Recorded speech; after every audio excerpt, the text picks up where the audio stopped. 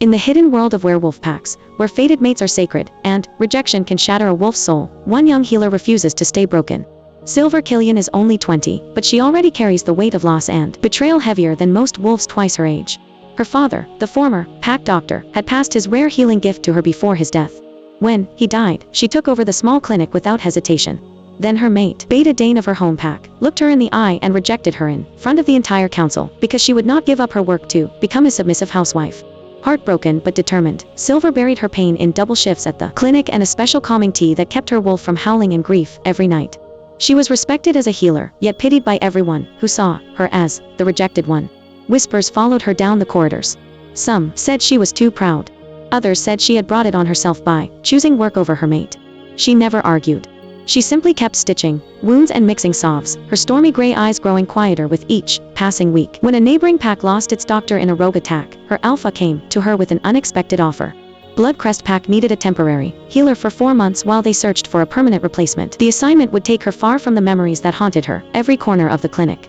Silver agreed immediately, desperate for distance and a chance to prove herself somewhere new. Bloodcrest was nothing like the dark legends whispered around campfires. The territory was modern, clean, and well guarded by disciplined patrols. Beta Luke greeted her warmly at the border and personally showed her the outdated hospital. Silver's trained eyes immediately began reorganizing supplies and listing needed equipment on a clipboard. She was young, but her natural talent and quiet confidence impressed the nurses within hours. She worked through lunch, determined to make every minute count. Then Alpha Cole Dawson walked in.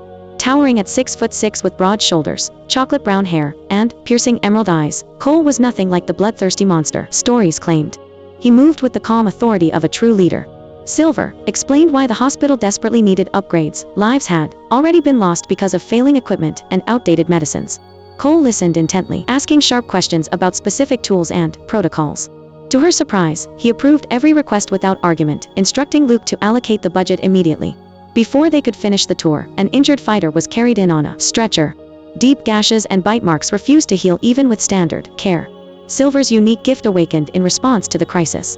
She slipped into the woods behind the hospital, burned herbs mixed with a drop of her own blood, and breathed in the smoke. The land showed her the attack in flashes, a large dark brown wolf with a jagged scar, running from ear to nose. She recognized that face from old history books, Julian Lawson, a rogue ex-beta, who had once experimented on abducted wolves with engineered viruses.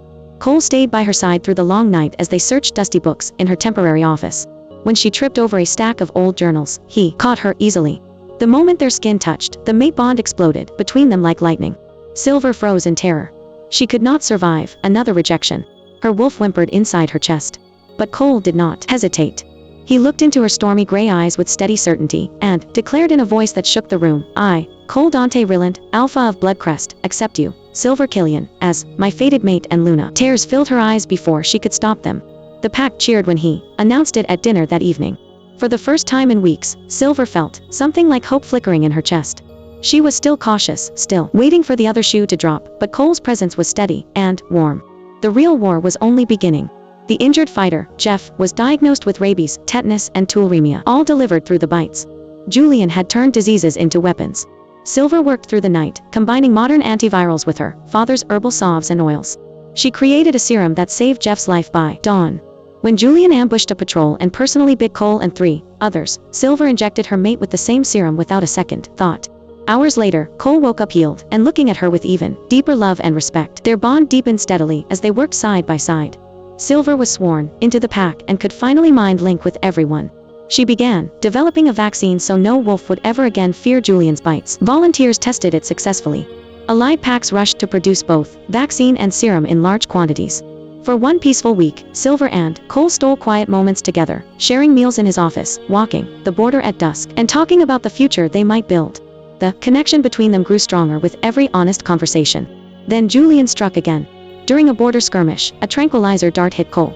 He managed one last mind link, sweetheart tranquilizer love you, before darkness took him. Silver's world stopped. She could no longer feel their bond. Using her druid-touched blood ritual, she burned herbs and a drop of her blood on a map. The blood moved like a living thing, and stopped on the ruined territory of Amber Peak, Julian's old pack. Allied alphas arrived with fighters within hours. Silver led the rescue party herself, carrying extra serum and powdered antidote. They stormed the dungeon beneath the crumbling packhouse. Cole was chained to a steel table with silver cuffs, eyes bloodshot, snarling like a feral beast. Julian had infected him with a mutated, faster strain meant to resist every known cure. Silver did not flinch. She had Luke sedate Cole, then injected the triple strength serum directly into his bloodstream. While fighters searched for Julian, she found terrified young rogues, whose families had been infected and held hostage. She threw powdered serum through a window to calm the raging wolves inside, then personally injected each one. Families reunited, in tears around her. Julian was dragged out in chains, still ranting that he would become the savior of all werewolves by spreading the plague and selling the cure. The council took him away for trial. Cole was loaded into an armored truck and driven home unconscious. For nearly 2 weeks, Silver refused to leave the lab. She adjusted ratios, tested new combinations on Cole's blood samples, and gave him 5 carefully measured doses. She stopped eating properly. She barely slept. On the 14th day, Nathan from an allied pack ran blood work on her and smiled gently before showing her the results. Cole woke in her office. He was weak but alive, fully healed. When Silver saw him kneeling beside the couch, she screamed, convinced she was hallucinating from exhaustion. He laughed softly, pulled her into his arms, and the sparks of their bond exploded stronger than ever before. Nathan handed her the lab results. Silver was pregnant. Cole's roar of joy echoed through the entire clinic. He carried her to their suite, overwhelmed with emotion and gratitude for the second chance they had been given. They spent the night talking about the future, about the child who would grow up safe because of everything they had fought through together. Their son would be born into a world that no longer feared Julian's virus. Julian was executed by the council after a public trial. His research notes were burned in front of every pack as a warning. Silver's hidden heritage was finally confirmed. She carried ancient druid blood, which explained her communion with nature and her powerful healing abilities. Every pack in the country now stocked her vaccine and serum. The threat was finally over. On the day of her Luna ceremony, Silver stood beside Cole in front of cheering wolves from multiple allied packs. Her old Alpha and even Beta, Dane, watched from the crowd. She met Dane's eyes for a brief moment, then looked away without anger or pain. She had found something far greater than revenge, a mate who saw her strength and respected her work, a pack that loved her for who she was, and a child growing inside her who would inherit both her healing gift and Cole's steady heart. From rejected healer to the wolf who saved countless lives with courage and brilliance, Silver Kian's second chance became the greatest love story the packs had ever known. She proved that true power is not in claws or rank, but in a heart that refuses to break and a mind that never stops fighting for the ones she loves.